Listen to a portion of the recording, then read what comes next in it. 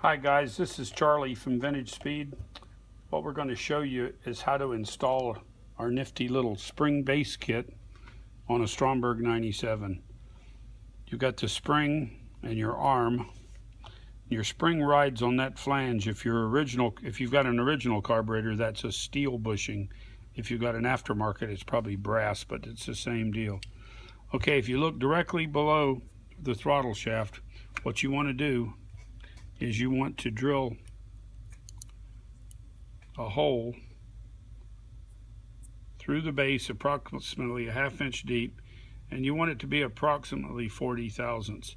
It can be a little bit larger, but don't go too much larger. It makes the spring sloppy in the hole. So about, this one's measured in 39, so if you can stay with something under 50 thousandths, that works good. Now the spring is bent. It has a short tang and a long tang. The short tang goes in the hole, and it should go in flush. When you drill your hole down about ½ inch straight into the base, be it a cast iron base or an aluminum base, and drill it in a ½ inch deep.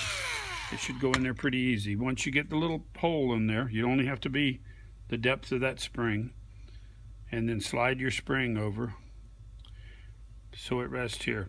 Now that spring, when you get it, it'll be compressed like this. You want to stretch it out just a little bit.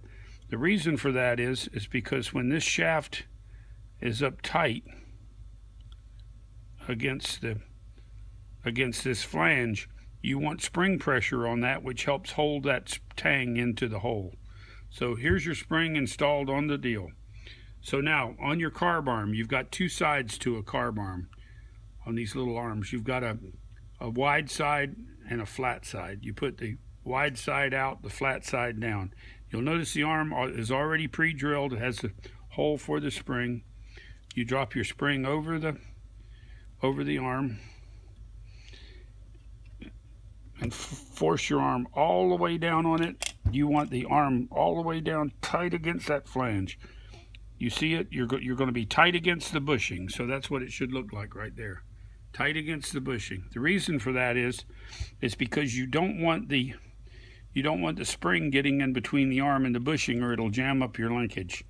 Now the way we do this is, the easiest way we found is just slip the arm on the spring just like it's setting, and then go ahead and snug your arm down a little bit. You don't want to tighten it much because we got to rotate it.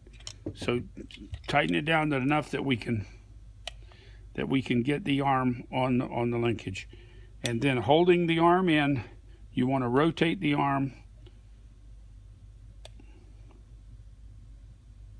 around till it's 40.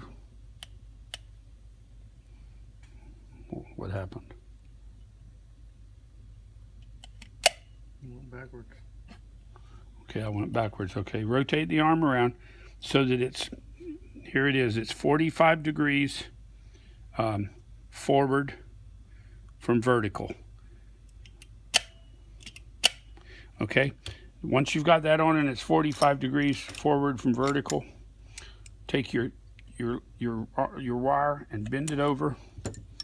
And what I do is clip off the wire, take you a pair of side cutters, and bend that over. The reason you want to bend that over is just so you don't catch it on your finger. I left it a little bit long. Let me cut just a little bit more off.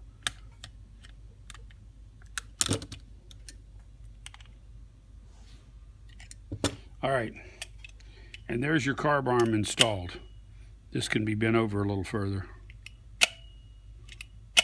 It snaps your base back. Make sure that your arm is tight up against the bushing so that spring compresses and it holds the spring in the hole. And of course the arm,